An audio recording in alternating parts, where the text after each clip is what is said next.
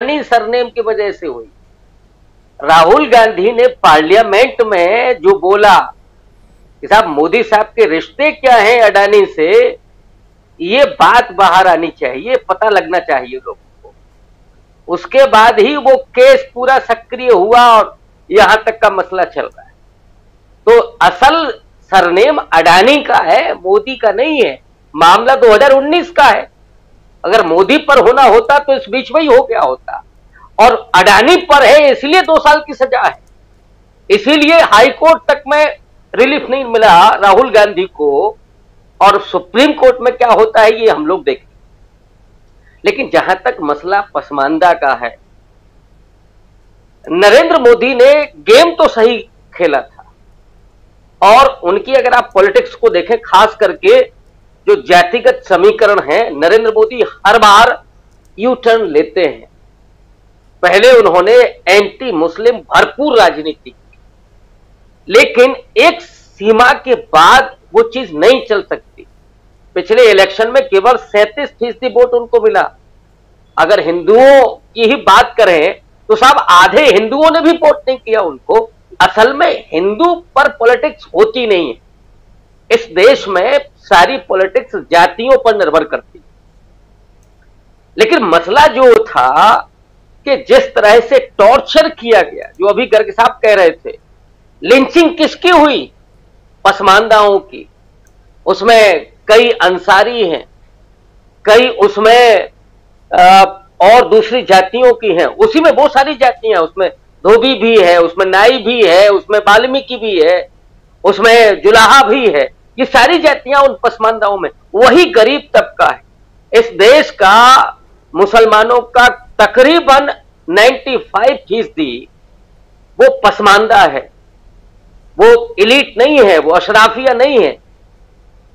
वहां पर जो अटैक हुआ इस बीच में पिछले 8-9 साल में, मोदी जी ये चाहते थे कि विपक्ष उभर करके नहीं आए तो ये मजबूरी में हमारी तरफ चला आए, क्योंकि एक सीमा के बाद फिर उस समाज को भी लगता है कि बेहतर है कि हम सत्ता के साथ तालमेल करके चलें।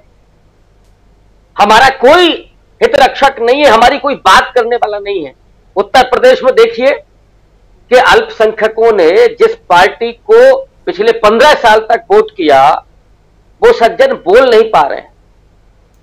लेकिन राहुल गांधी जब से खड़े हुए हैं, भारत जोड़ो यात्रा में वो जिस बात को कह रहे हैं, नफरत मिटाने की बात को, खुल करके वो दलित इशू पर, आदिवासियों के मुद्दों पर, अल्पसंख्यकों के मुद्दों पर जब वो खड़े हो रहे हैं, तो ये डर निकल गया है कि नहीं साहब हमारे साथ कोई खड़ा नहीं है।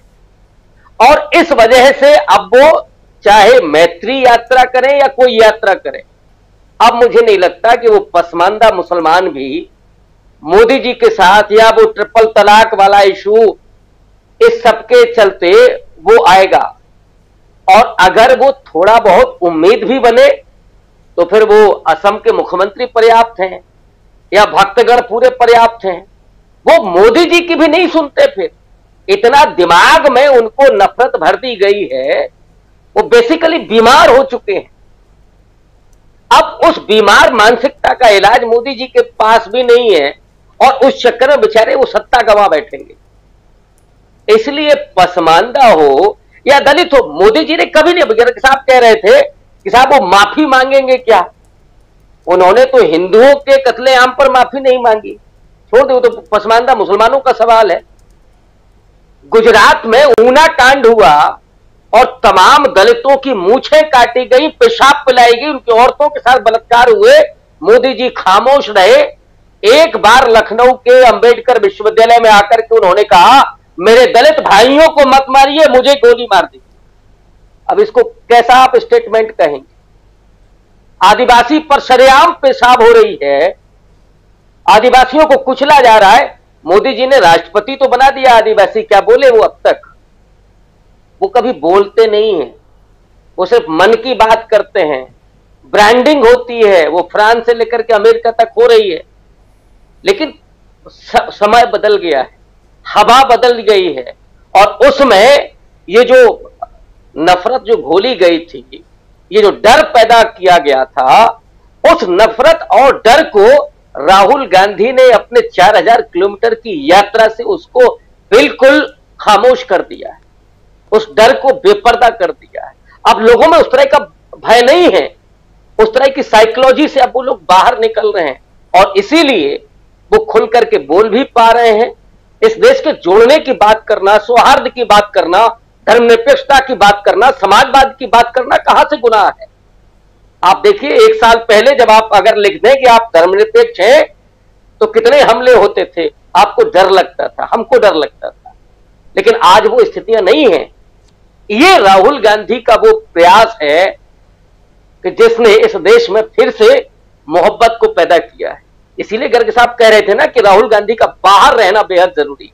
उन्होंने जो इस देश को तोड़ा है, जो बांटा है, जो भय पैदा किया है, अगर हम केवल सामाजिक दृष्टिकोण से ही देख लें तो कम से कम राहुल गांधी राजनीति करते हुए वो जो समाज नीति कर रहे हैं, वो जो समाज में सौहार्द पैदा कर रहे हैं, वो कितना महत्वपूर्ण है। छोड़ दें हम राजनीति को, राहुल गांधी बाहर रहते हैं कि अंदर रहते हैं, वो सत्ता में होते हैं कि नहीं होते हैं, लेकिन इस देश के मर्म को बचाना, इस देश के सांप्रदायिक सौहार्द को बचाना, इस देश के धर्मनिरपेक्षता और समाजवाद को बचाना और सबसे बड़ी बात कि लोकतंत्र और संविधान में विश्वास को बचाए रखना, यह राहुल गांधी की महत्ता है।